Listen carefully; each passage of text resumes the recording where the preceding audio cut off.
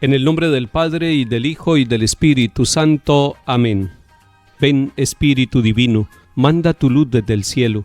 Padre amoroso del pobre, donen tus dones espléndido. Luz que penetra las almas, fuente del mayor consuelo.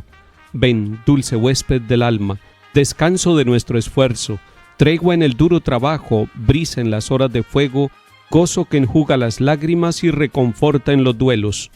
Entra hasta el fondo del alma, divina luz, y enriquécenos. Mira el vacío del hombre si tú le faltas por dentro. Mira el poder del pecado cuando no envías tu aliento.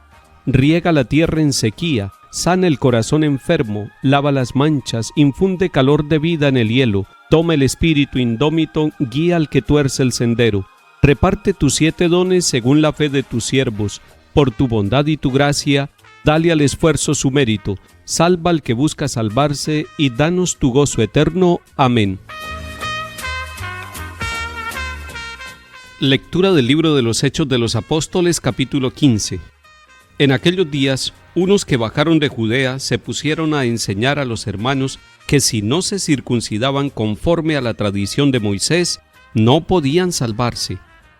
Esto provocó un altercado y una violenta discusión con Pablo y Bernabé, y se decidió que Pablo y Bernabé y algunos más subieran a Jerusalén a consultar a los apóstoles y presbíteros sobre la controversia. La iglesia los proveyó para el viaje. Atravesaron Fenicia y Samaria, contando a los hermanos cómo se convertían los gentiles y alegrándolos mucho con la noticia. Al llegar a Jerusalén, la iglesia, los apóstoles y los presbíteros los recibieron muy bien. Ellos contaron lo que Dios había hecho con ellos, pero algunos de la secta de los fariseos que habían abrazado la fe intervinieron diciendo: hay que circuncidarlos y exigirles que guarden la ley de Moisés. Los apóstoles y los presbíteros se reunieron a examinar el asunto. Palabra de Dios. Te alabamos, Señor.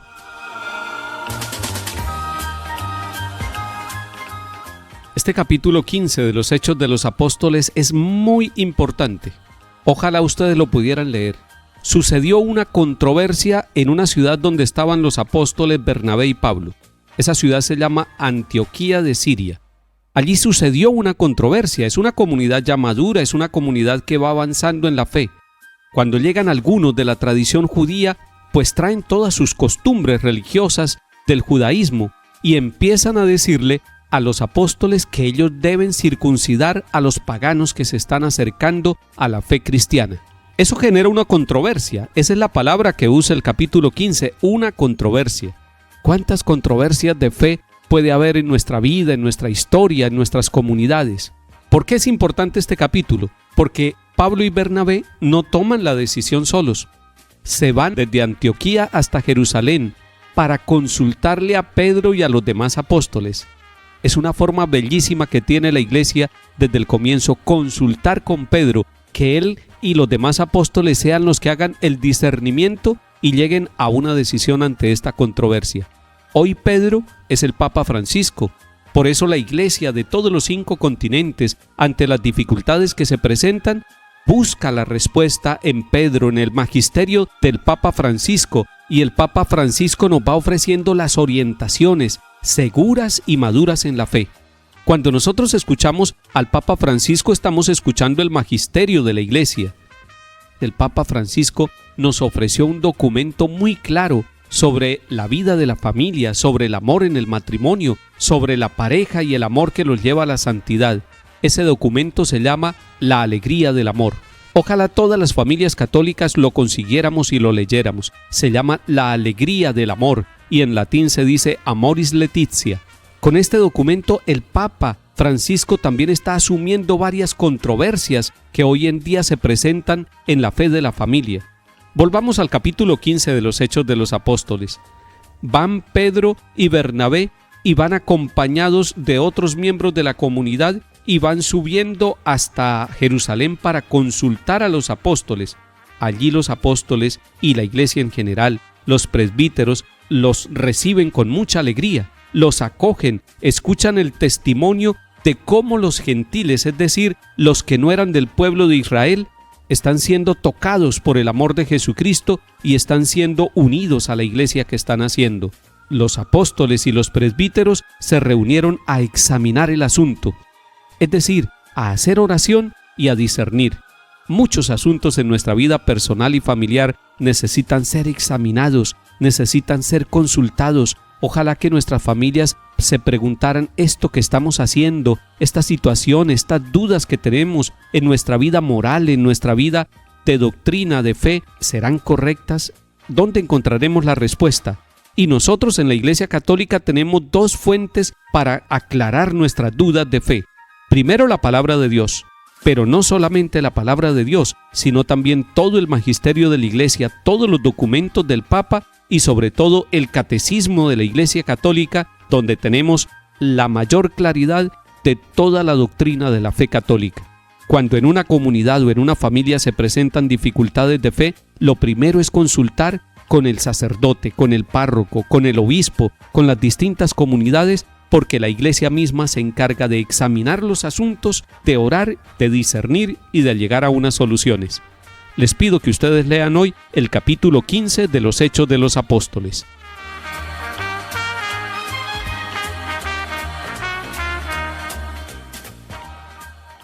Salmo 121. Qué alegría cuando me dijeron, vamos a la casa del Señor. Ya están pisando nuestros pies tus umbrales, Jerusalén. Allá suben las tribus del Señor, según la costumbre de Israel, a celebrar el nombre del Señor. En ella están los tribunales de justicia en el palacio de David.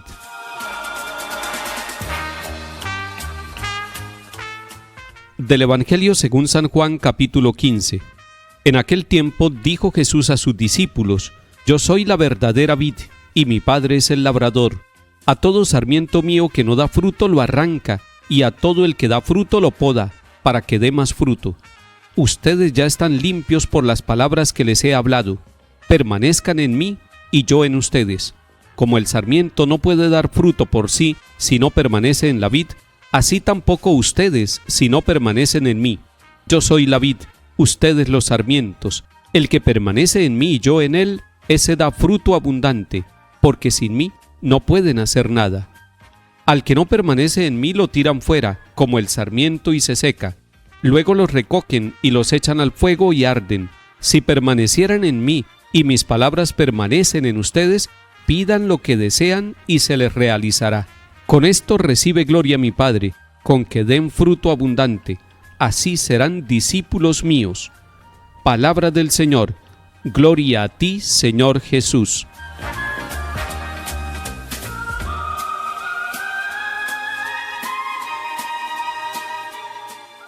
Bello este capítulo 15 de San Juan, donde Jesús habla de él mismo como la vid verdadera. Se está comparando con un tronco y nosotros somos las ramas, pero nosotros pegados al tronco tenemos que dar fruto. Ese es el ideal. Y cuando una rama no está dando fruto, se poda para que dé más fruto. Nosotros somos esas ramas pegadas totalmente al tronco por donde va la savia vital, por donde va la gracia, por donde va el amor, por donde va la misericordia de Dios, para que nosotros, también como ramas pegadas al tronco, demos fruto, fruto de misericordia, de santificación, de alegría, de bendición, esos frutos que hacen que el mundo sea distinto, que nuestras familias sean renovadas. Son los frutos que vienen de estar muy unidos, totalmente confiados al amor de Jesucristo el Señor. Me parece muy importante el versículo 5 de este capítulo 15 que empezamos a leer hoy. Dice, porque sin mí no pueden hacer nada. Esa palabra tiene que resonar en nuestro corazón. Sin mí no pueden hacer nada. Una rama que se despega del tronco no puede dar fruto, es imposible. Por eso nosotros estamos llamados a permanecer en la comunión, en la unidad con Cristo, con la Iglesia y con los demás. Nosotros, cada uno por su lado, creyendo que somos muy inteligentes, creyendo que tenemos muchas capacidades, no podemos dar fruto. Y si damos fruto, no es un fruto que glorifica al Padre.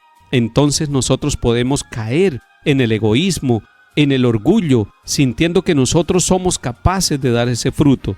El versículo 5 nos hace un llamado de atención y nos pone a nosotros en alerta permanente, porque sin mí no pueden hacer nada. Es unidos a Cristo como nosotros damos fruto. En Él queremos fructificar para gloria de Dios Padre, porque Él nos ha dicho: yo soy la vid verdadera y mi Padre es el labrador. Que el Señor nos dé la gracia de permanecer en Él y Él en nosotros. En el nombre del Padre, y del Hijo, y del Espíritu Santo. Amén.